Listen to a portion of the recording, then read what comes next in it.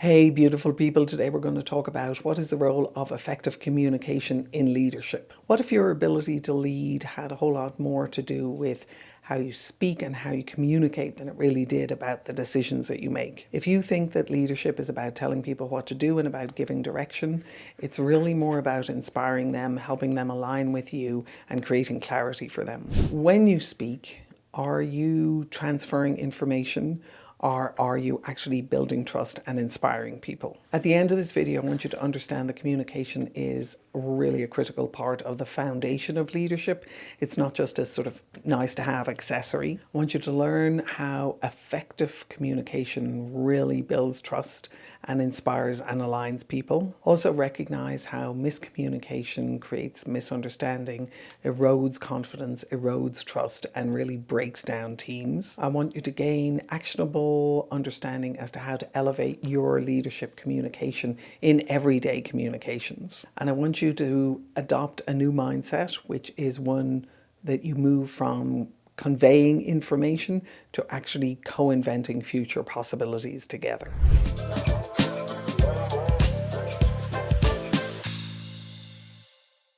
Effective communication is super important in the workplace because it builds trust.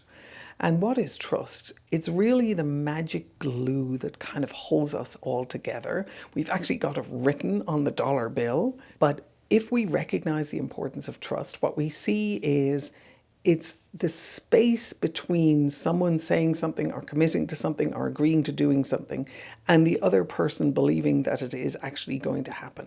And in that space is nothing but trust.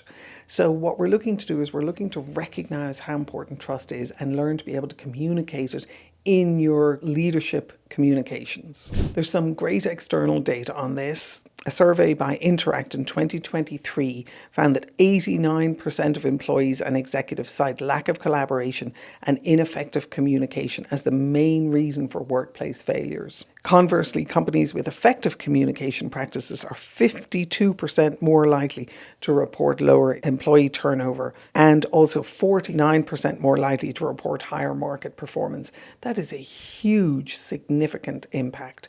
So when we think about how we build trust in the workplace and how we communicate around it and how an integral communication is to building trust, those are the sort of numbers that we're looking to take advantage of. Communication's also super important, not just in terms of creating trust, but also in terms of creating alignment. So if you think about a change initiative or a transformation initiative that a company is going through, the ability to be able to turn the ship and have everyone facing in the right direction is really critical element of leadership. To be able to have people buy into a change initiative, to be able to have people understand how to look after themselves in the middle of a change initiative, but also how to change and align themselves with what it is that's going on and not see it as an imposition, not to see it as a threat, but to see it as an opportunity. Skilled leaders are people who are able to build a level of trust with people and communicate the importance of a change with people where they can create that alignment over time in a very effective way. When we see skilled leaders talking about the impact of a change and looking to create alignment, what they're doing at the same time is they are presenting the vision for people as to what's in it for them. They're communicating for them how they can orient themselves to the change, how they can take advantage of the change, how they can engage with the change, and also how it's going to benefit them and long-term how it's going to benefit the company. This is a very fine line to walk because in a lot of circumstances, the changes can sometimes result in layoffs. The changes can result in people changing their jobs and shifting to new departments. The changes can result in people discovering that they're being asked to step up and learn new skills and competencies. And all of those can be threatening and frightening for people. And I think it's people who have an enormous amount of empathy who are really able to communicate what that means for people in terms of the impact it's going to have on them and how they can handle it and how they can deal with it and the support that's going to be provided for them to be able to be successful in this environment. I don't think anyone comes to work looking not to be successful. I think everyone comes to work looking to be successful and to get on well with the people around them. And so a leader who can communicate that to people and take advantage of that in a good way in terms of supporting people to do it is the leader who will actually create that amazing amount of alignment around a change or a transformation initiative or a new project. I firmly believe that everyone comes to work wanting to contribute their best and to be seen, to be heard, and to be valued. Leaders who are truly able to hear other people around them and value them and see what they're doing and appreciate their contribution are the leaders who will develop an enormous amount of trust. Because if you think about it, you come to work every single day looking to be able to earn money, of course, but also looking to be able to contribute and add value. And the days when you get to do that and when you get a kudos for it, somebody sees you doing it and appreciates you doing it, they're your good days. Great leader who's able to communicate that and communicate their appreciation for you and able to give you more of the high five kudos days than they are more of the days that are misery and suffering. Those are the leaders that you want to follow. Those are the people that you will go the extra mile for. Those are the people who, if they move to another department, you want to be good enough to be invited to go with them. When a leader is doing that type of leadership and that type of deep listening, what they're doing is they're listening to what matters to you. And people have said with great leaders, if they're listening to them speaking, they feel like they're speaking directly to them. A lot of people said that about Bill Clinton. He had the ability to be able to make people feel like he was having a one-on-one conversation with them and they were the only person he was paying attention to, even though they could have been in a crowd of thousands. And so a leader's ability to actually be able to listen to you and understand what matters to you and what you're concerned about, what you're scared of, what you're excited about, where you see the opportunities, their ability to be able to communicate that to you and to be able to engage with you as if they were talking to just you, those are the phenomenal leaders who are able to really leverage communication as an incredible leadership skill. According to Forbes Advisor, 43% of on-site workers say they lost trust in leadership due to poor communication. So poor communication, we know, erodes trust significantly.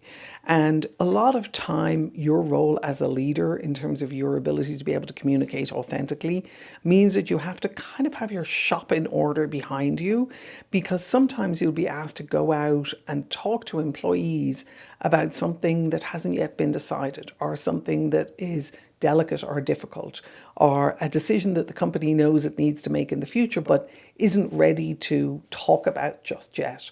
So it might be a merger, it might be an acquisition, it might be a downsizing, it might be a layoff.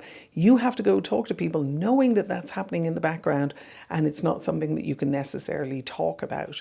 Now the deal is, if you talk to people as if that's never going to happen, they can sniff out the inauthenticity in that. If you talk to people as adults and as making sure that they understand what's going on so that they can make their own decisions without necessarily sort of laying bare all the decisions that the company needs to make at the executive level, what you're doing there is you're creating an opportunity for them to be able to build trust with you. When we ask the question, what is the role of effective communication in leadership? I would say that it is one of the most important roles. Now, if all you're doing is communicating and you don't have vision and you don't have strategy and you don't have all the rest, then, or you can't bring that around you, then obviously you're just talking and you're not going anywhere. But the ability to be able to listen to other humans and make them feel seen, heard and valued and communicate to them what is going on in a way that is clear that they can create alignment around it is one of the key leadership capacities, and I wish you the very best of luck in developing it. As you start thinking about this, I encourage you to take the Get Promoted assessment. There are questions in there around your ability to be able to communicate and how ready you are to be able to have some of the difficult conversations associated with a promotion. Whenever you flex that muscle of looking to be able to listen to another person and be heard yourself at the same time, what you're doing is you're preparing yourself to be a leader who's able to communicate very effectively.